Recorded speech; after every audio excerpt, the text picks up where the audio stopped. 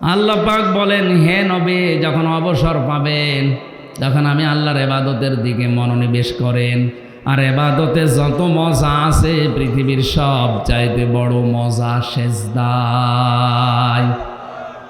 যারা দেয় না এটা তাদেরকে পিটিয়েও বোঝানো যাবে না। আপনি আরম্ভ করেন, এই সেজদা না দেওয়ার কারণে কিন্তু শয়তান হয়ে গেছে। কি তার ইবাদত বন্দেগী কম ছিল না, শুধু এই সেজদাটা না দেওয়ার কারণে আল্লাহ তাকে মারদুদ, রাজিম, শয়তান, অভিশপ্ত বলে বিদায় করে দিয়েছে। আমরাও যদি আল্লাহর বান্দা দাবি করার পরও সেজদা না দেই, তা আমাদের ভেতরে আর শয়তানের ভেতরে পার্থক্য আছে বলে আমার মনে হয় না।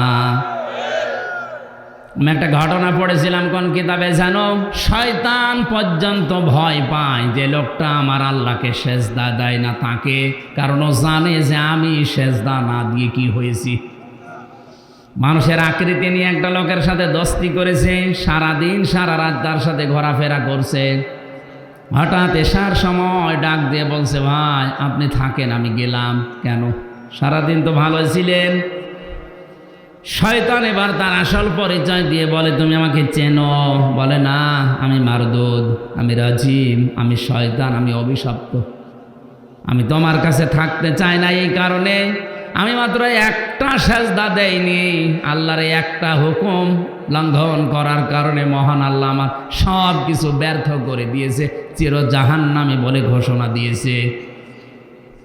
অথচ তুমি আজকে আর সারাদিন সারা রাতে 17টা সেজদা তোমার উপরে ফরজ ছিল, একটা সেজদাও তুমি দাওনি। আমার তো ভয় হচ্ছে তোমারে নিয়ে, আমার একটা সেজদা না দিয়ে যদি এই গজব নাজিল হয়, তোমার 17 রাকাত নামাজ পড়ার কথা ছিল, ফরজ নামাজ, অন্তত একটা সেজদাও দিলে না। আল্লাহ না জানি রাগ হয়ে তোমার উপর যে গজব নাজিল করবে, ওইটা আমি পর্যন্ত আমার ধ্বংস হয়ে যায় কিনা। এজন্য শয়তান পর্যন্ত ভয় পায় বেনামাজিকে। যারা আছেন, আজকে থেকে আমি মুসলমানদের কাছে নামাজের কথা খুব বেশি বলি না, কারণ মুসলমান দাবি করে যে নামাজই না পড়ে তো ও কিসের মুসলমান? জাহান্নামে যে মানুষগুলো যাবে, ওই মানুষগুলোকে ফেরেশতারা, দারওয়ান যিনি আছে মালিক, জিজ্ঞাসা করবে যে আপনি জাহান্নামে কেন আসলেন? যত মানুষ জাহান্নামে যেছে ওরা এক বাক্যে জবাব দেবে, ক্বালু লাম নাকু মিনাল মুসাল্লিন, যেমন নামাজ পড়তাম না। কুমিল্লাবাসী বিবেকের কাছে প্রশ্ন করেন, কোন হিন্দু কি বলবে আমি নামাজ পড়তাম না? হ্যাঁ, না, কারণ নামাজ পড়ে না। কোন খ্রিস্টান বলবে আমি নামাজ পড়তাম না? কোন ইহুদি বলতে পারে? কথা বলে না কেন? কোন বৈদ্য বলবে আমি নামাজ পড়তাম না, কারণ ওদের নামাজ নেই? এ কথা বলতে পারে তাহলে মুসলমান। যাদের নামাজ আছে বলেন, জানেন নামাজ? তাহলে যে মুসলমান দাবি করার পরেও নামাজ পড়ে না, এটা সূরা মুদ্দাসসিরের আয়াত, আল্লাহর ফতোয়া, লোকটা জাহান্নামে যাবে। আপনি আর কারো ফতোয়া লাগবে? ওরা এক বাক্যে বলবে, তাও কলু বহু বছর লাম নাকু মিনাল মুসাল্লিন, জাহান্নামে এসেছি পয়লা নম্বর কারণ মুসলমান দাবি করতাম কিন্তু নামাজ পড়তাম না। এই জন্য যত বড় কঠিন অবস্থা হোক, সেজদা যেন আপনার জীবনে ফৌত হয়ে না যায়, নষ্ট না হয়। এটা অনেক দামি জিনিস। আমার ঈমান কতটুকু আছে আমি জানি না। আমার তো মনে হচ্ছে আল্লাহ যদি এই মুহূর্তে বলে তামাম দুনিয়া তোর নামে লিখে দেব, শুধু এই আসরের নামাজের সেজদা দিতে পারবি না, তারপরও আমার মনে হয় আমার ঈমানে সায় দেবে না। আমার এই ভাঙ্গা চোরা ঈমানের যদি অবস্থা হয়, আপনারা তো আল্লাহর ওলি বসে আছেন সব, এই মুহূর্তে সিদ্ধান্ত নিয়ে বাড়ি যাওয়া লাগবে। আল্লাহ যত কঠোর পরিস্থিতি আসুক দুনিয়ায়, আমি ফরজ নামাজ ছেড়ে দেব না। লিল্লাহি তাকবীর। মাহফিল সাকসেস ইনশাআল্লাহ, যদি আপনি কথা ঠিক রাখতে পারেন। ওয়াজ করেন মাগরিব পর্যন্ত, আসর পড়ব না। সাহাবা একরাম আল্লাহর দরবারে কবুল হওয়ার পেছনে যতগুলো কারণ ছিল তার ভেতরে অন্যতম কারণ হচ্ছে সেজদা। ওনারা মুসলমান হওয়ার পর থেকে আল্লাহর নবী বিভিন্ন কায়দায় তাদেরকে কোরআনে কারিম শিখিয়ে নামাজ পড়াতেন। অন্তত নামাজ ফরজ পড়তে সূরা ফাতিহা বাদ দিয়ে যে কোনো নামাজ আদায় করতে 2টা বা 4টা সূরা শুদ্ধ করে জানাই লাগবে, মাস্ট বি। এই যে কষ্ট করে যারা দাঁড়িয়ে আছেন গরমের ভেতরে, তাদের এই মাহফিলে এসে ডবল সওয়াব হচ্ছে। যারা আরামে আমরা বসে আছি, আমাদের সওয়াব যদি একটা হয়, এবাদতে যদি কষ্ট কেউ পায়, পরিশ্রম বেশি হয়, ওই এবাদতে নবীজি বলেন ডবল সওয়াব পাওয়া যায়। এই জন্য নামাজের এই সূরাগুলো শুদ্ধ করতে যাদের কষ্ট হয়, মুখ দিয়ে বের হতে চায় না, আপনি চেষ্টা চালান আজকের থেকেই। যদি মরণ পর্যন্ত 4টা 5টা সূরা শুদ্ধ করতে লেগে যায়, আপনি তালেবে এলেম হয়ে মারা যাবেন। আর তালেবে এলেমদের কোনো জবাব লাগবে না, হিসাব দেওয়া লাগবে না, বিনা হিসাবে বিনা বিচারে জান্নাতি। এই সুযোগটা কাজে লাগাবেন আজকে থেকেই। তালেবে এলেম খালি 8-9 বছর 10 বছরে হয় তা না, এটাও তালেবে এলেম হতে পারে, এ মুরব্বিও হতে পারে। এখন যদি জিজ্ঞাসা করি 5টা সূরা শুদ্ধ করে বলেন, তো আমার মনে হয় অনেকেই বলতে পারবে না। অথচ নামাজ পড়ছে আজ 30 বছর ধরে। কত মানুষ তেলাওয়াত করছে ইযা জাআ নাসরুল্লাহি ওয়াল ফাত, ঠিক আছে না? 3টা ভুল হয়েছে এই তেলাওয়াতে। ইযা জাআ নাসরুল্লাহ, এখানে সোয়াদ আছে। নাসর শব্দের শাব্দিক অর্থ হচ্ছে সাহায্য, আর নুন সিন র নাসর মানে ঈগল পাখি বা শকুন। আল্লাহ বলেন যখন আমি আল্লাহর সাহায্য আসবে তখন আপনি বিজয় দেখতে পাবেন। আর আপনি এমনভাবে পড়লেন নামাজে ইযা জাআ নাসরুল্লাহি ওয়াল ফাত, যখন শকুন আসবে তখন বিজয় পাবেন। একটা কথা হইল। আমার মনে হয় সূরা ইখলাসও যদি অনেককে জিজ্ঞাসা করি এখন, ওই ইখলাস সূরাও বলতে পারবে না। বলবে হ্যাঁ কুল হুয়াল্লাহু আহাদ হয়েছে। হ্যাঁ কুল হুয়াল্লাহু আহাদ বলতে আমি হাজারো মানুষকে শুনেছি। এই যে পেছনে পুলিশ বসে আছে দাড়ি মুখে, আমার মনে হয় যদি জিজ্ঞাসা করা হয় উনি ওইটাই বলবে, কুল হুয়াল্লাহু আহাদ। একটু খেয়াল করে পড়েন, কুল হুয়াল্লাহু আহাদ, আল্লাহু সামাদ। সামাদ মানে অভাব ওয়ালা, যার অভাব আছে, আর সমাদ মানে যার অভাব নেই। শুধু একটা অক্ষর উচ্চারণে আকাশ পাতার অর্থ পাল্টিয়ে যাচ্ছে। আজকে থেকে তালবে ইলম হওয়ার নিয়তে 5টা সূরা শুদ্ধ করাই লাগবে। রাজি আছেন না? যেহেতু এটা মাদ্রাসার মাহফিলে, মাদ্রাসায় যে দরকার হয় সময় দিয়ে শুদ্ধ করে নেবেন। আরবি গ্রামারের সর্বোচ্চ 8 থেকে 10টা ভালোভাবে কায়দা একটু রপ্ত করতে পারলে কোনো সে শুদ্ধ হয়ে যাবে, খুব বেশি লাগে না। নামাজ ভাঙ্গার কারণ আছে 19টা। কয়টা বলেন না কেন? নামাজ ভাঙ্গার কারণ 19টার ভেতরে পয়লা নাম্বার কারণ হচ্ছে নামাজে যদি কেউ কোরআনে কারিম অশুদ্ধ পড়ে, ও যত সুন্দর করে নামাজ পড়ুক, নামাজ ভেঙে যায়, নষ্ট হয়ে যায়। অথচ 100 জনের 95 জন মানুষ এরকম লাইনে আছে। আমরা নামাজে আনন্দ পাই না, নামাজের ভেতরে মজা পাই না সেজদা দিলে। কেন পাবেন? কারণ নামাজের ভেতরে যে সেজদায় কথা বলা লাগে, ও কথা আমরা নামাজে বলতে পারি না, বুঝিও না। আমি নাম নিলাম না, বিএনপির একজন বড় নেতা আমার পাশের রুমে ছিল। ওনারে বললাম কি করে সময় কাটান? 3টা বছর আপনিও আছেন এক ঘরে, আমিও আছি এক ঘরে, কি করে কাটান? বলে হুজুর রাতের বেলা তো ঘুম আসতে চায় না, কারণ বাইরে যা রেখে এসেছি কিয়ামত পর্যন্ত হায়াত পেলেও কমবে না। তো ঘুম আসে না ওইসব চিন্তায়। এই জন্য রাত 2টার সময় 2:30টার সময় উঠে সেজদায় পড়ে থাকি। 1.5 ঘন্টা 2 ঘন্টা সেজদায় পড়ে আসি। আনন্দও লাগে, মজাও লাগে, বাইরের কথা ওই সময় আর মনে হয় না। একটা সাধারণ মানুষের যদি এই অবস্থা হয়, আপনি জানেন, শোনেন, বোঝেন কি বলতে চাচ্ছেন।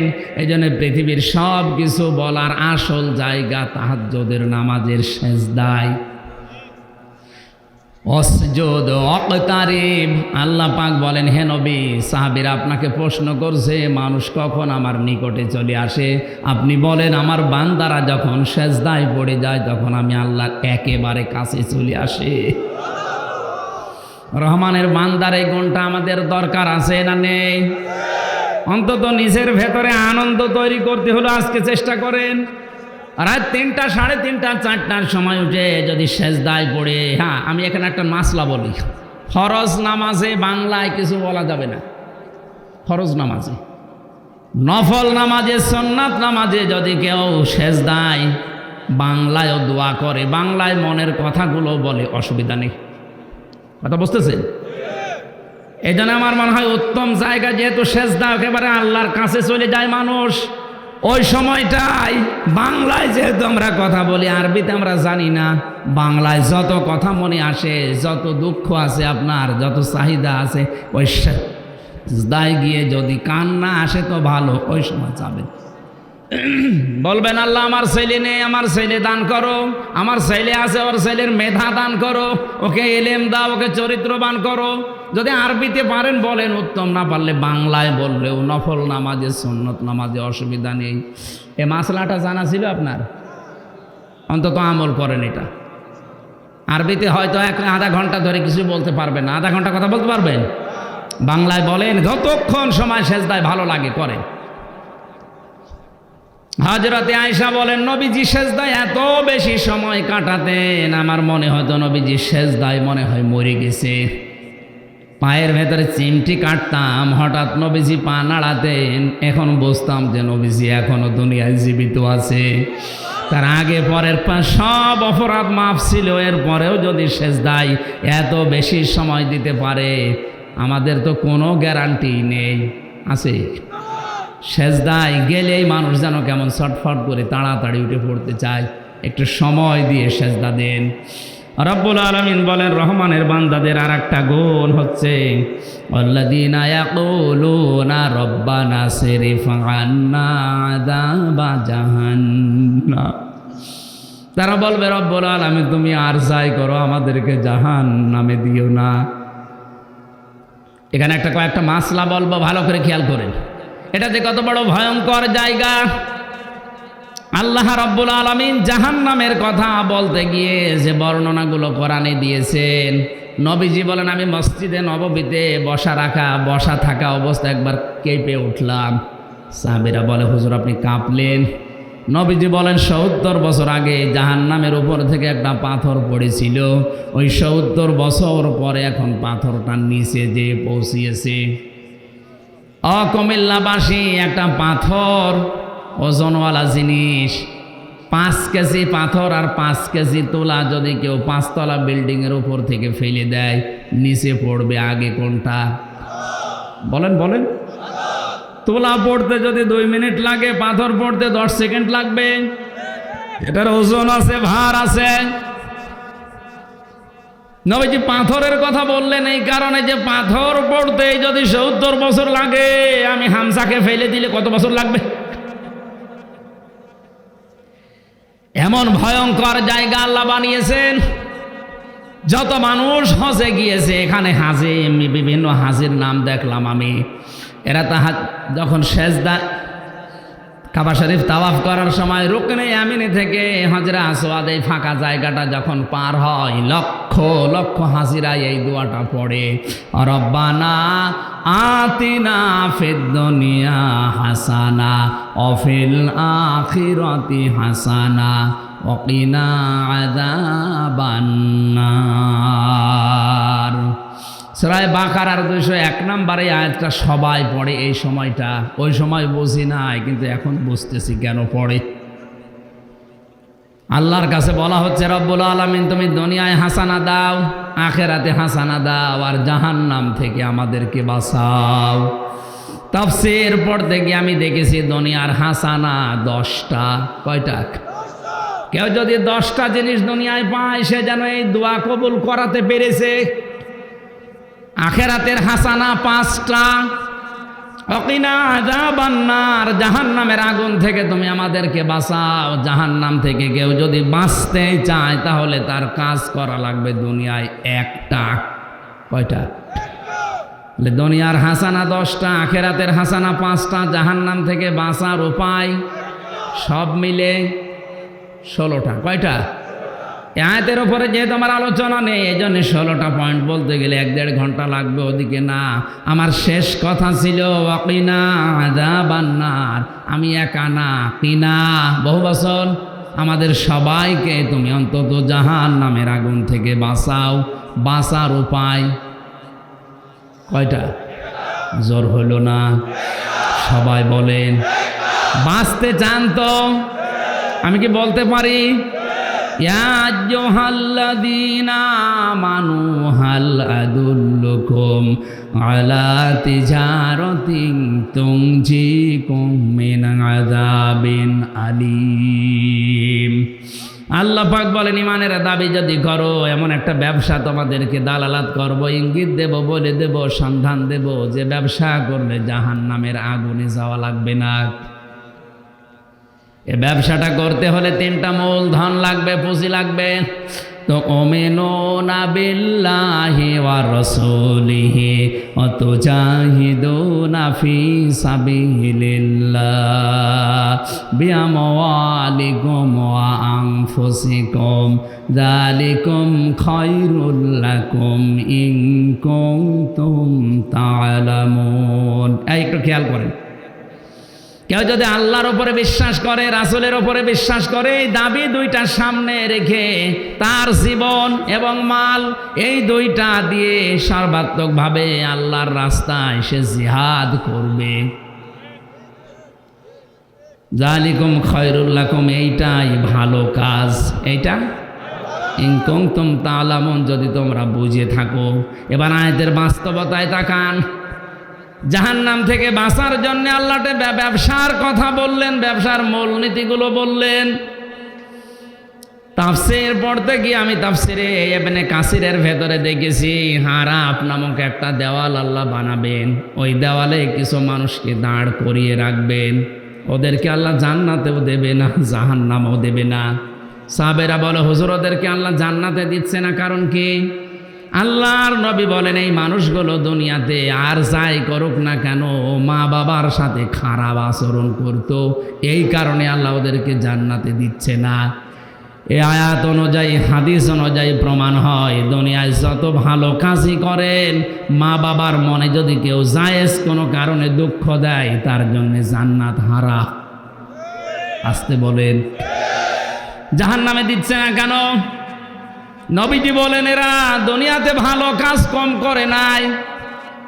যত ভালো কাজ দুনিয়াতে আছে সবগুলো তারা আঞ্জাম দিয়েছে এমন না, কিন্তু একটা কাজ তাদের জীবনের টার্গেট ছিল, ইসলাম কি করে প্রতিষ্ঠা করা যায়। এই জন্যে তারা ইসলামী আন্দোলন করত। এই আয়াত এবং হাদিস অনুযায়ী ফতোয়া বের হয়, জাহান্নামে যাওয়া লাগবে না যদি দুনিয়ায় মানুষ ইসলাম কায়েমের জন্য আন্দোলন করে। এই জন্য ইসলামী আন্দোলনের কর্মী যারা, তাদের কোনো ভয় নেই। আপনাকে আল্লাহ জাহান্নামে অন্তত দেবে না। হ্যাঁ, মা বাবার সাথে আবার জায়েজ পন্থায় যেন আচরণ খারাপ করবেন না। এমনিতেই আমল আখলাক টোটা ফাটা মেহনত যদি কম হয়, ইসলাম কায়েম হবে বাংলাদেশে, এটা যদি কারো টার্গেট থাকে, জান আর মাল দিয়ে সর্বাত্মক চেষ্টা করে, ওই লোকটা আর যাই করুক, ওকে আল্লাহ জাহান্নামে দেবে না। রহমানের বান্দারা সব সময় কামনা করবে, আল্লাহ তুমি আমাকে জাহান্নামের আগুন থেকে বাঁচাও। ইন্না আযাবাহা কানা গরামা। গরামার ব্যাখ্যায় আমি পেয়েছি, এটা জাহান্নামের একটা জায়গার নাম। ওই জায়গা থেকে জাহান্নামের অন্যান্য জায়গা পর্যন্ত পানা চায়, যে আল্লাহ ওখান থেকে আমাদের বাঁচাও।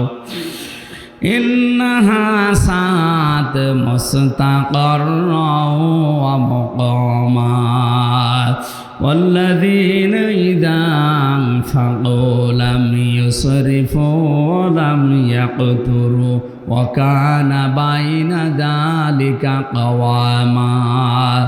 রহমানের বান্দাদের অন্যতম গুণ, তারা দান করতে গিয়ে একেবারে ফকির হয়ে যায় না, আবার কৃপণতাও করে না, মধ্যম পন্থা অবলম্বন করে। ওয়াল্লাযীনা লা ইয়াদউনা মা'আল্লাহি ইলাহান আখার। এখানে 3টা পাপের কথা আছে। কয়টা? আরো জোরে বলেন। এক একটা পাপের জন্য শাস্তি হবে ডবল। কুমিল্লাবাসী ভালো করে খেয়াল করেন, দুনিয়াতে যে কোনো পাপ আপনি করেন শাস্তি পাবেন একটা, আর এখানে যে 3টা পাপের কথা আছে, এই 3টা পাপ একটা একটা করে করবেন, শাস্তি আল্লাহ দেবে ডবল। তাহলে আমাদেরকে এখনই মুক্ত হওয়া লাগবে যদি আমাদের জীবনে এগুলো থাকে। যারা আল্লাহ বাদে আল্লাহর সাথে অন্য কাউকে ডাকে, আল্লাহকে একেবারে মাইনাস করে দেয় তা না, মা শব্দটা আছে, আল্লাহকে ডাকে পাশাপাশি অন্য কাউকে আল্লাহর সাথে ডাকে, তাদের শাস্তি হবে আরো জোরে। আর এটা এলাকায় বেশি চলে। আল্লাহকে ডাকছে, মাঝামাঝি ডাকছে, ইয়া আলী বাবা, শাহ আলী বাবা, আপনার ডবল শাস্তি হবে। জিকির করা জায়েজ আছে শুধু আল্লাহর নামে, এমনকি রাসূলুল্লাহর নাম ধরেও জিকির করা জায়েজ নেই। কেউ যদি বলে ইয়া রাসূলুল্লাহ, ইয়া রাসূলুল্লাহ, ওর কবিরা গুনাহ হবে। কারণ রাসূলুল্লাহর নামে কোনো জিকির, জিকির কার নামে? এমনকি আল্লাহর নাম যদি কেউ উলট পালট করে, উল্টা পাল্টা করে ডাকে, সূরা আরাফের ভেতরে আল্লাহ জানিয়েছেন, ওয়ালিল্লাহিল আসমাউল হুসনা ফাদউহু বিহা ওয়াদারুল্লাযীনা লা ইউলহিদুনা ফি আসমাই। আল্লাহ পাক বলেন, আমার বহু সুন্দর সুন্দর নাম আছে, যে নামে পারো আমাকে ডাকো।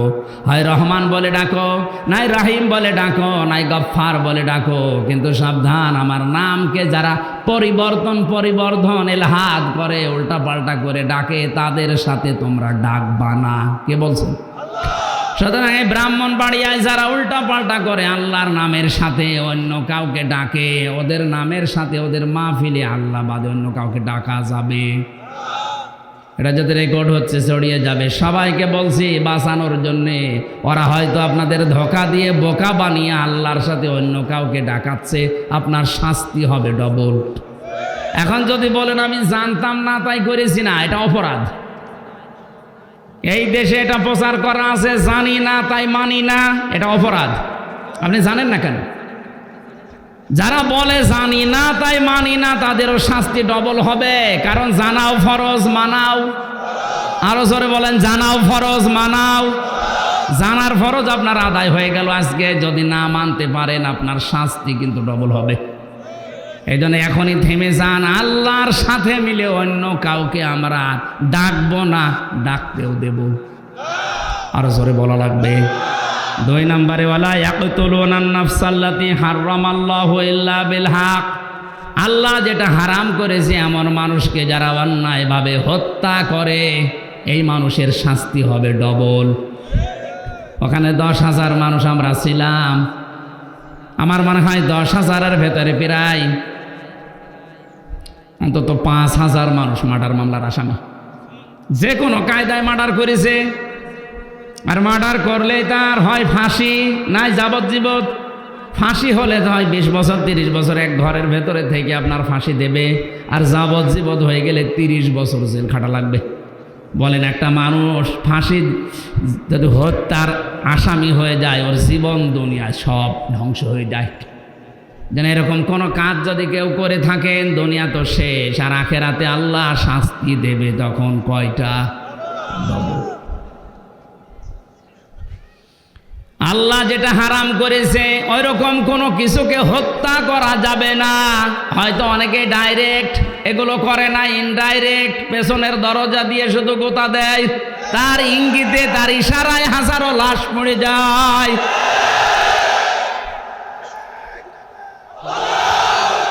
একটা মানুষ হত্যা করলে তাকে মেরে ফেলা লাগবে, এটাই কোরআনের নিয়ম।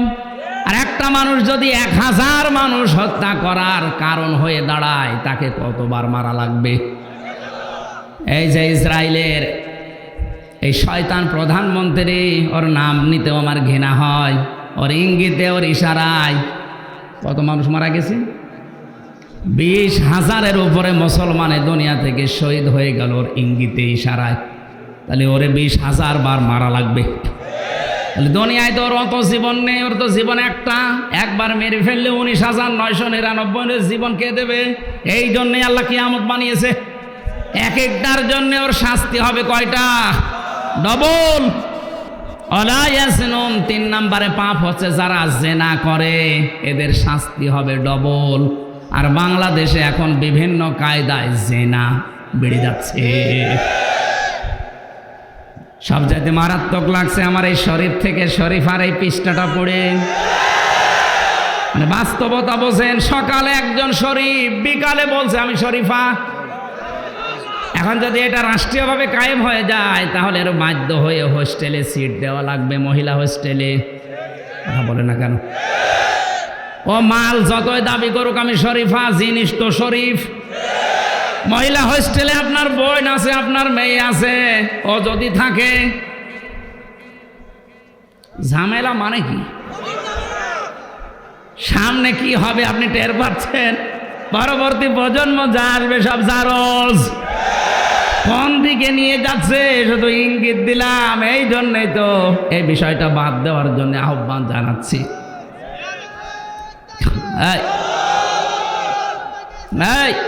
চুপ করেন। এখান থেকে বাস্তবতা হচ্ছে জেনা, এই সিস্টেমগুলো বাড়তেছে বিভিন্ন রাস্তা দিয়ে। ওয়ালা তাকরাবুজ জিনা, আল্লাহ বলেন সাবধান, জেনার ধারে কাছেও যাবা না। জেনা করা তো দূরের কথা, ওর ধারে কাছেও যাবা না। কারণ জেনার ধারে কাছে যাওয়ার আগে কিছু কিছু লাইন ক্লিয়ার করা লাগে, ওই লাইনে হাঁটা যাবে না। আপনারা হাঁটতেছেন অনেকে, এই জন্য আমরা নিষেধ করছি। শরীফ শরীফা হয়ে গেলে মাল ঠিকই থাকবে, শেষে আমার বোনটা আমার মেয়েটা নষ্ট হবে। পরে যদি আমি এখন মহিলা হোস্টেলে সিট না দেই তখন রাষ্ট্রীয়ভাবে আমার বিরুদ্ধে আবার মামলা হবে। ও তো শরীফ নেই, শরীফা। ওকে শরীফা।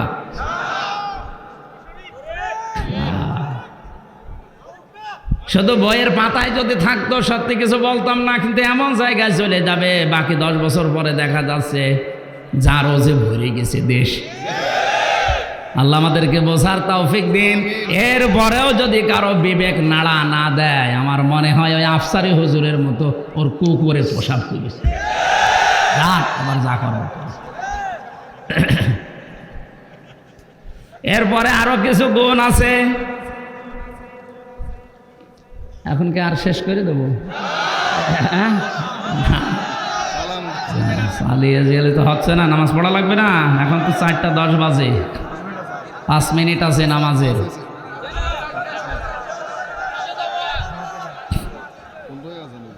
ইল্লা মান তাবা ওয়া আমানা ওয়া আমিলা আমালান সালিহান ফাউলাইকা ইউবাদদিলুল্লাহু সাইয়্যাতিহিম হাসানাত ওয়া কানাল্লাহু গফুরুর রহিমা।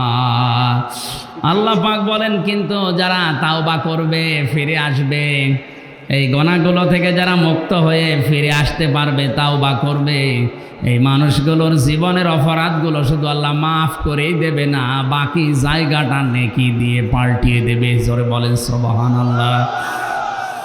আল্লাযীনা লা ইয়াশহাদুনা যুর, যারা মিথ্যা সাক্ষ্য দেবে না। ওয়াইদা মাররু বিল্লাগবি মাররু কিরামা, অনর্থক কোনো কাজ এবং কথা তারা বলবে না। মোবাইল যারা চালান, ঘন্টার পরে ঘন্টা অনর্থক বিষয়ে আপনি সময় নষ্ট করছেন, এইটাও রহমানের বান্দার গুণ নয়। আল্লাহ আমাদের হেফাজত করুন। আল্লাযীনা ইযা যুক্কিরু বিআয়াতি রাব্বিহিম লাম ইয়াখিরু আলাইহা সুম্মা ওয়া উমিয়ানা, কোরআন দিয়ে যখন তাদেরকে সতর্ক করা হয়, রহমানের বান্দারা বধির বোবা অন্ধের মতো আচরণ কোরআনের সাথে করবে না। আল্লাহ হেফাজত করুন, বলেন আমিন। রহমানের বান্দাদের শেষ গুণ হবে ওরা মোনাজাত করবে আল্লাহর কাছে।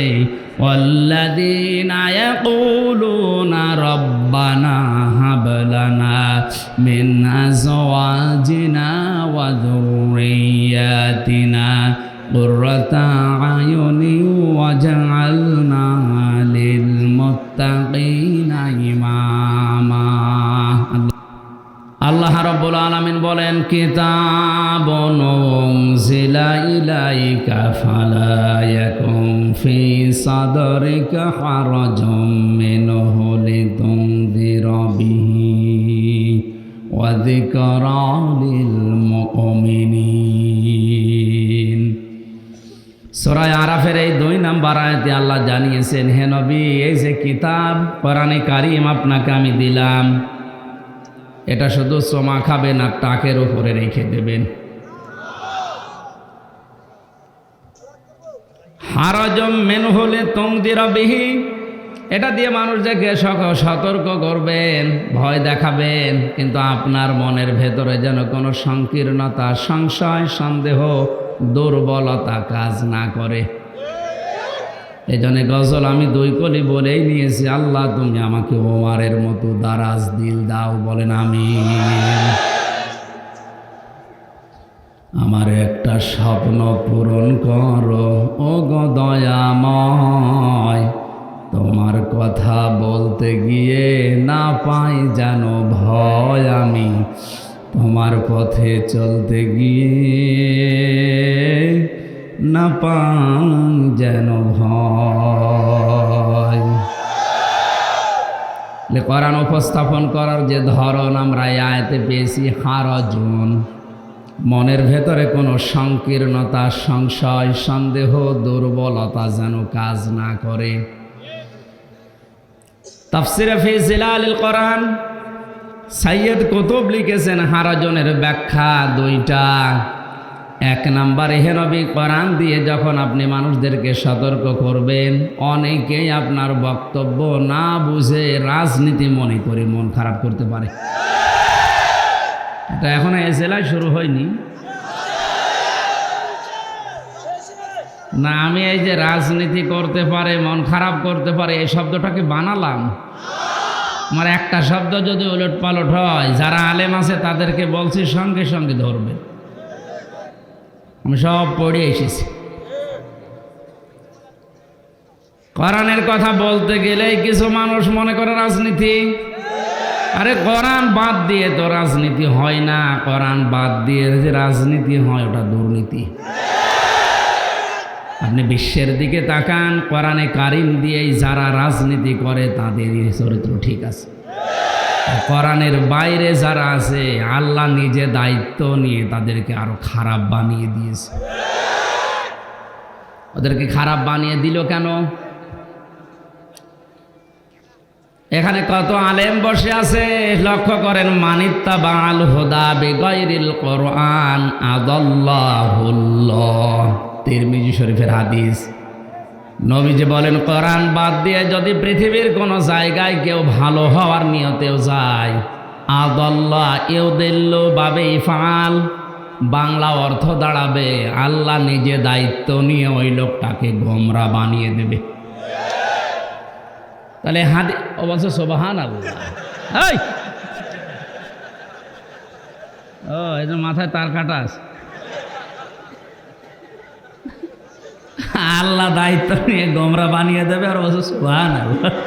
এ কোন এলাকায় আসলো? গরমে ঘেমে যাচ্ছে। আহত ভাই কই?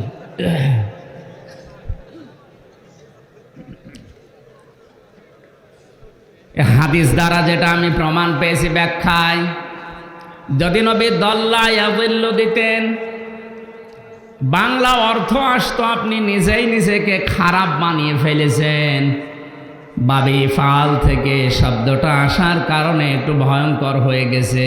কোরআন যেখানে নেই, কোনো মানুষ যদি নিয়ত করেও যায় যে আমি ভালো হব, আল্লাহ নিজে দায়িত্ব নিয়ে তাকে আরো খারাপ বানিয়ে দেবে। সুতরাং আজকের এই ময়দানে এই হাজারো মানুষকে সিদ্ধান্ত নেওয়া লাগবে, কোরআন যেখানে নেই আমি ওখানে আর দুনিয়ায় যাব না। কারণ ওখানে গেলে আমাকে খারাপ বানাবে কে? হামজা বানিয়ে দেবে? আল্লাহ বানাবে। কোরআন যেই দলে নেই, ওই দল যদি আমার বাবাও প্রতিষ্ঠাতা হয়, আমি ও দলে নেই, কারণ ওখানে থাকলে আমাকে গোমরা বানাবে। কোরআন যেই পীরের দরবারে নেই, কোরআনের কর্মসূচি দিয়ে পীরের দরবার চলে না, ও দরবার যদি আমার বাবাও প্রতিষ্ঠাতা হয়, ও দরবারে আমি। কারা কারা এই হাদিসের এই অংশটা মানবেন দেখি? লিল্লাহে তাকবীর। এই দেখেন তো, হাত তোলেনি কে? এই তাকবীর দেওয়ার দরকার নেই। ঠিক আছে, আলহামদুলিল্লাহ। ভাই ওয়াজ তো হয়ে গেছে নাকি? হ্যাঁ, আলেম যারা আছে জিজ্ঞাসা করেন, ওয়াজ হয়ে গেছে। এখন এইটুকু মেনে চলতে পারলে আর ওয়াজ বছরে বছরে দেওয়া লাগবে? অষ্টম বাৎসরিক লেখা আছে, 8 বছর কি দরকার? কোরআন যেখানে নেই সেখানে আমি যাব না, ওয়াজ হয়ে গেছে। ওখানে গেলে আমাকে গোমরা বানিয়ে দেবে কে? এই জন্য হারাজনের প্রথম ব্যাখ্যা হচ্ছে, আপনি কোরআন দিয়ে যখন মানুষদেরকে সতর্ক করবেন, হয়তো অনেক শ্রোতা আছে এমন না বুঝে আন্দাজে মন খারাপ করতে পারে। এটা এখন বাংলাদেশে দিন দিন বেড়ে যাচ্ছে। দ্বিতীয় নম্বর, কোরআনে কারিম দিয়ে যখন আপনি তাফসীর করবেন, তাফসীর মানে খুলে ফেলা। তাফসীর মানে উলঙ্গ করা, খোলস দেওয়া আছে, খোলস ফেলে দেওয়া, উন্মুক্ত করা। তাফসীর করলে সমাজে, পরিবারে, রাষ্ট্রে আপনার 3.5 হাত বডিতে যে সমস্ত খোলস নিয়ে আসেন, এগুলো খুলে পড়ে যাবে। কথা বুঝতেছেন? আবহমান কাল থেকে এবাদত মনে করে অনেক মানুষ অনেক কিছু এদেশে মনে মনে করছে যে এটা এবাদত। কোরআনের তাফসীর করলে ওইগুলো টিকবে না। আসতে বলেন। ওগুলো যখন টিকবে না, ওই মানুষগুলো আপনাকে নিয়ে এসেছিল হাদিয়া তোফা নজর নিয়াজ দেওয়ার জন্য, তখন দেখবে যে কি বলে, আমাদের সাথে তো এ মেলে না, কারণ আমি যে সমাজনীতি করি এর সাথে কোরআনের মিল নেই, আমি যে রাজনীতি করি এর সাথে কোরআনের মিল নেই, আমি যে দরবার চালাই এর সাথে কোরআনের মিল নেই। সুতরাং এর হাদিয়া তোফা নজর নিয়াজ সব বন্ধ করে দাও। হে নবী, আপনি এই দিকেও তাকাবেন না, আপনি আমি আল্লাহর দিকে তাকিয়ে মানুষদেরকে সতর্ক করেন। লাস্তা আলাইহিম বিমুসাইতির, আপনাকে আমি দারোগা পুলিশ করে দুনিয়ায় পাঠাই, নিজে পিটিয়ে মানুষ হেদায়েত করা লাগবে, দরকার নেই। সঠিক কথাগুলো তুলে ধরেন। যিকরা লিল মুমিনিন, মুমিনদের জন্য এটা উপদেশ। কোরআনে কারীম মুমিনদের জন্য কি? আরো জোরে বলেন কি? ওই উপদেশ বাণী থেকে আজকে আমরা সূরা আল ফুরকান থেকে 63 নম্বর আয়াত পড়েছি। এখান থেকে শেষ পর্যন্ত মহান আল্লাহ তার বান্দা হওয়ার জন্যে 12টা গুণ অর্জন করার তাকিদ দিয়েছেন।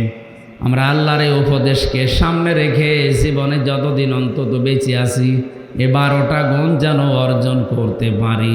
বলেন আমিন। দরুদ আর সালাম পাঠ করে আমরা আরম্ভ করছি। এখানে একটা কথা বলার দরকার। আবহমান কাল থেকে অনেক এবাদত, বিশেষ করে আপনার এই কুমিল্লা ব্রাহ্মণবাড়িয়া এলাকায় চলছে, সারা বাংলাদেশ এটা জানে।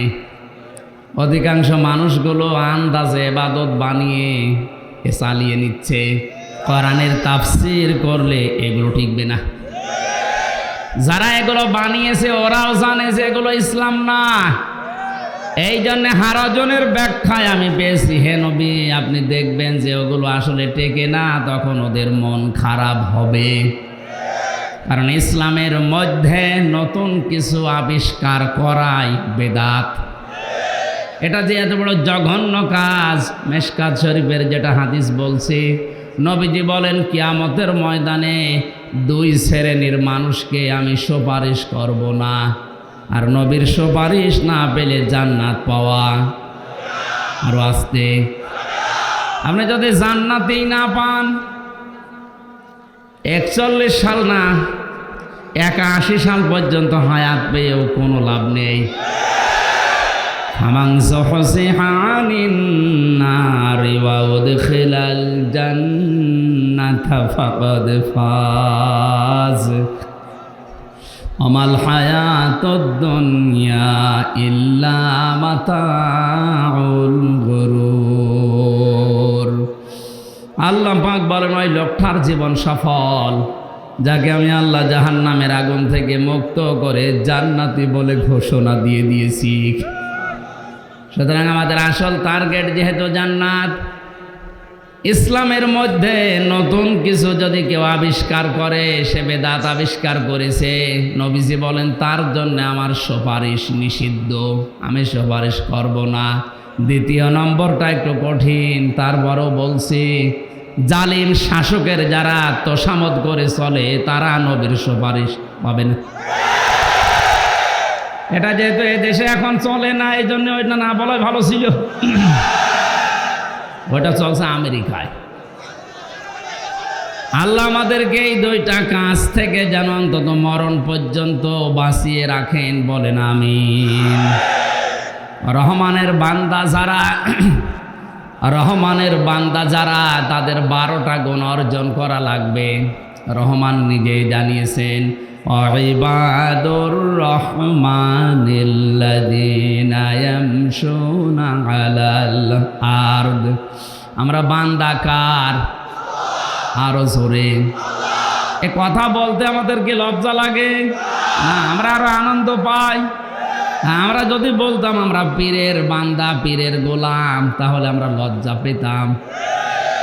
আমরা এমন এক সত্তার গোলাম পরিচয় দিচ্ছি যার হাতে সব কিছু। এখান থেকে একটা মাসলা বের হয়, বাংলাদেশ সহ বিশ্বে যারা বলে ক্ষমতার উৎস জনগণ, তারা এ আয়াত অনুযায়ী কুফরি করে। এই বিশ্বাসে যারা আছেন তারা ফিরে আসবেন। আল্লাহ কিন্তু সব গোনা মাফ করে দেবে, ইচ্ছা করলে শিরিকের গোনা উনি মাফ করবেন না। আর এটা শিরিক।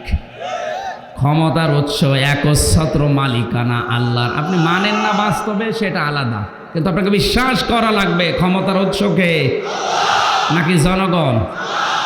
বিশ্বাস যারা ঢুকিয়ে আমাদেরকে মুশরিক বানাতে চায়, এদের থেকে সতর্ক থাকা লাগবে। আমাদের দুনিয়া আখিরাত সব ধ্বংস করে দিবেন আপনি এই ছোট্ট একটা কথার কারণে। ফাদখুলি ফি ইবাদি ওয়াদখুলি জান্নাতি। আমার বান্দাদের সাথে শামিল হও, আমার জান্নাতে প্রবেশ করো। সুতরাং বান্দা না হলে, গোলাম না হলে, দাস না হলে আপনি জান্নাতে যেতে পারবেন না। এই জন্য আল্লাহ বলেন আমার বান্দা যারা, আমি রহমানের বান্দার প্রথম গুণ হবে এরা হবে নম্র ভদ্র। মাটিতে যখন চলবে মাথা নিচু করে এদিক ওদিকে না তাকিয়ে মনে হবে যেন আসলে রহমানের বান্দা হেঁটে যাচ্ছে। এই গুণটা আজ দিন দিন আমাদের ভেতর থেকে উধাও হয়ে যাচ্ছে। কয়েকদিন আগে একটা হাদিস পড়তে গিয়ে আয়াতের ব্যাখ্যায় আমি আশ্চর্য হয়ে গেছি যে আমার এই 33 বছরের জীবনে যতটুকু ইবাদত বন্দেগী আমি করেছি না কেন, এটা যে কবুল হয়েছে এটা জানার জন্য হাদিস হচ্ছে আমি যদি মানুষের সাথে ভালো আচরণ করি, আমার মুআমালাত মুআশারাত যদি সত্যিই নম্র ভদ্র হয়, তখন নবীজি বলেন বিশ্বাস করবা তোমার ইবাদত কবুল হয়ে গেছে। আর আপনি নিজের দিকে তাকিয়েই বলেন আপনার ইবাদত কবুল হয়েছে কিনা। আপনি এখনো উগ্র, আপনার কথাবার্তার চাল চলন আচরণ এখনো উগ্র। আপনাকে নম্র হওয়া লাগবে রহমানের বান্দা দাবি করতে হলে। পৃথিবীতে যত মানুষ রহমানের বান্দা হিসাবে পরিগণিত হয়েছে তাদের জীবনীগুলো পড়েন, তাদের যে আচরণ। জেলখানাতেও কিছু মানুষ এরকম পেয়েছিলাম, আবার কিছু মানুষ উগ্র আছে। ওখানে তো 100 জনের প্রায় 80 জনই উগ্র। বাকি যেইগুলো আছে এই মানুষগুলো আসলে রহমানের বান্দার দাবিদার। কোরআনের পাখির সাথে মাত্র 10 মিনিট আমার দেখা হয়েছিল। মানুষের আচরণ এত নরম হতে পারে। ওই সময় এই হাদিস এই 3-4 দিন আগে পড়ার সময় ওটা মনে পড়লো যে উনি তো এমনিতে আচরণ নরম করে নাই, ওনার জীবনের ইবাদত বন্দেগী আল্লাহ কবুল করেছে এই কারণে। হাদিসটা কি ছিল? আপনার জীবনের ইবাদত বন্দেগী কবুল হচ্ছে কিনা এটা বোঝার উপায় আপনার মুআমালাত মুআশারাত, আপনার আচরণ যখন মানুষের সাথে ভালো হবে, নরম হবে, তখন বুঝবেন যে কবুল হয়েছে। আর যদি উগ্র হয় বুঝবেন আপনি যাই করেছেন সব মাঠে মারা যাচ্ছে। কথা বুঝতেছেন? নবীজির সামনে চিৎকার করে কথা বলার জন্য আল্লাহ আয়াত পর্যন্ত সাহাবীদের নাজিল করেছিলেন। লা তারফাউ আসওয়াতাকুম ফাওকা সাওতিন নাবিয়্যি ওয়া লা তাজহারু লাহু বিল কওলি কাজাহরি বা'দিকুম লিবা'দিন আন তাহবাতা আমালুকুম ওয়া আনতুম লা তাশউরুন। এখনো পর্যন্ত মসজিদে নববীতে বিশ্বনবীর রওজার উপরে আয়াতটা লেখা আছে স্বর্ণের অক্ষর দিয়ে। কিয়ামত পর্যন্ত এটা লেখা থাকবে, খেলা করার জন্যে না। আল্লাহ বলেন, হে ইমানদারেরা, যদি দাবি করো যে ইমান আছে, কখনো আমার নবীর আওয়াজের উপরে আওয়াজ দিয়ে কথা বলবা না। শব্দের দিকে খেয়াল করেন, যতগুলো শব্দ আয়াতের ভেতরে আছে সব মজারে, বর্তমান, ভবিষ্যৎ, প্রেজেন্ট, ফিউচার। বিশ্বনবী এখন বর্তমানে আছে, ভবিষ্যতে আসবে। তাহলে আয়াতটা ভুল নাকি? আমি যতগুলো তাফসীর পড়তে গিয়ে আয়াতের মুফাসসিরিন ইকরাম লিখেছেন নবীজি আসবে না, নবী এখন নেইও, কিন্তু বিশ্ব নবীর ওয়ারিস, উত্তরাধিকারী কিয়ামত পর্যন্ত দুনিয়ায় আসবে। নবীর সামনে উঁচু গলায় জোরে কণ্ঠস্বর নিয়ে কথা বললে আং তাহাবাত আমালুকুম, তোমাদের জীবনের যত আমল ভালো কাজ আছে সব আল্লাহ ব্যর্থ করে দেবে, নষ্ট করে দেবে। ওয়াং তুমলা তাশউরুন, তোমরা টেরও পাবে না কখন নষ্ট হয়ে গেছে। আয়াতটা কত মারাত্মক চিন্তা করেন। নবীজি নেই, অথচ আয়াতটা এখন লেখা আছে কোরআনে কারিমেও আল্লাহ কোড করে কিয়ামত পর্যন্ত এটা চিরন্তন করে দিয়েছেন। এই কারণে যেহেতু নবী নেই, নবীর ওয়ারিসরা আসবে। আলেম নবীর ওয়ারিস, আল উলামা ওয়ারাসাতুল আম্বিয়া, আলেমরা ওয়ারিস কার? মুফাসসিরিন ইকরাম লিখেছেন, বিশেষ করে তাফসিরে ফি জিলালিল কোরআনে সাইয়্যিদ কুতুব, যারা আলেমদের সামনে উঁচু গলায় জোরে কণ্ঠস্বর নিয়ে কথা বলবে তাদের আমল আল্লাহ নষ্ট করে দেবে। এই হিসাবে বাংলাদেশে অনেকের আমল, কথা বলে না কেন? উঁচু স্বরে কথা বলা তো দূরের কথা, আলেমের ঘাড় ধরে আরো আটকে রাখে। আপনার আমল আছে। এটা আপনাকে সতর্ক করার জন্য, হয়তো আপনি এটা জানেন না তাই বলে দিলাম। এরপরও যদি আপনি না মানেন, উগ্রতায় থাকে, আপনি আর যাই হন রহমানের বান্দা হতে পারবেন না। আর কেউ যদি রহমানের বান্দা হতে না পারে, তার বানানো জান্নাতে তিনি তাকে দেবেন না। ওয়াইদা খাতাবাহুমুল জাহিলুনা ক্বালু সালামা। 2 নম্বরে রহমানের বান্দাদের গুণ, তারা যখন কথা বলে অজ্ঞ মূর্খ জাহেলদের সাথে তর্ক না করে বলে, ভাই ঠিক আছে, সালাম, আমি আর পারলাম না। আর এই অজ্ঞতার কারণে আজ হাজারো মানুষ যারা জানে তাদের সাথে তর্কে লিপ্ত হচ্ছে দিন দিন বেশি।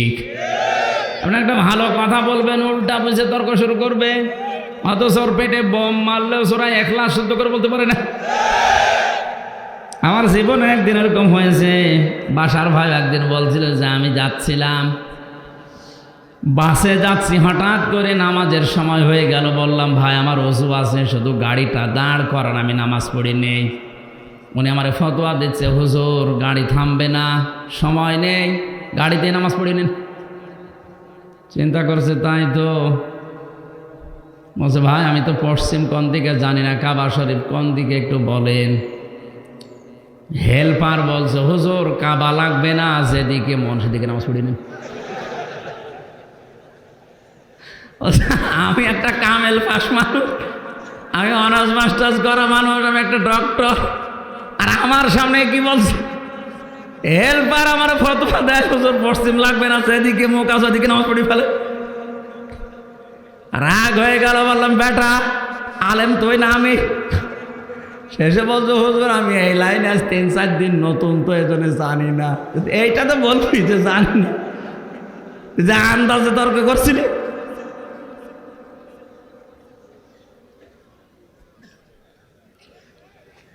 এই জন্য জাহেল যারা, মূর্খ যারা, না বুঝে আপনার সাথে তর্ক বিতর্ক লিপ্ত হয়, আমরা রহমানের বান্দা যারা এই বিষয়ে ঠিক আছে ভাই আপনার সাথে পারা যাবে না, সালাম।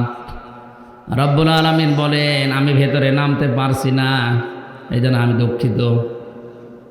3 নম্বরে রহমানের বান্দাদের গুণ হবে আল্লাযীনা ইয়াবিতুনা লিরাব্বিহিম সুজদাও ওয়া কিয়ামা। তারা রাতের বেলা তাহাজ্জুদের নামাজে হয় দাঁড়িয়ে নাই সেজদা দিয়ে কেঁদে কেঁদে কাটাবে। এটা যে কত সুন্দর একটা, কত বড় একটা মনের শান্তি, একটা নিয়ামত, এটা যারা করে না তারা জীবনে বোঝানো যাবে না। কোনো মানুষ যদি বলে মিষ্টি কেমন, না খেলে বোঝানো যাবে। দুনিয়ায় যত শান্তির কাজ আসে সবচাইতে বড় শান্তির কাজ তাহাজ্জুদের নামাজে সেজদায় কান্নাকাটি করা। এটা এতদিনও বাইরে থাকতে ভালো বুঝতাম না। 3 বছর যেহেতু এক ঘরের ভেতরে 24 ঘন্টা তালা মারা থাকতাম, ওখানে তো আর কোনো কাজ নেই। রাতের বেলা ঘুম না আসলে এমনিতেই নামাজে দাঁড়ানো লাগে। 1.5 পারা 2 পারা 2.5 পারা করে নামাজে দাঁড়িয়ে তেলাওয়াত করে সেজদায় 15-20 আধা ঘন্টা যখন কাটাতাম, আমার মনে হতো দুনিয়ায় স্ত্রী ব্যবহারের চাইতেও আনন্দ লাগছে। ওই মজাটা এখন আর পাওয়া যাচ্ছে না। আপনি একটু চেষ্টা করেন। ফাইদা ফারাগতা ফানসাব ওয়া ইলা রাব্বিকা ফারগাব। আল্লাহ পাক বলেন হে নবী, যখন অবসর পাবেন, যখন আমি আল্লাহর ইবাদতের দিকে মনোনিবেশ করেন, আর ইবাদতে যত মজা আছে পৃথিবীর সব চাইতে বড় মজা সেজদায়।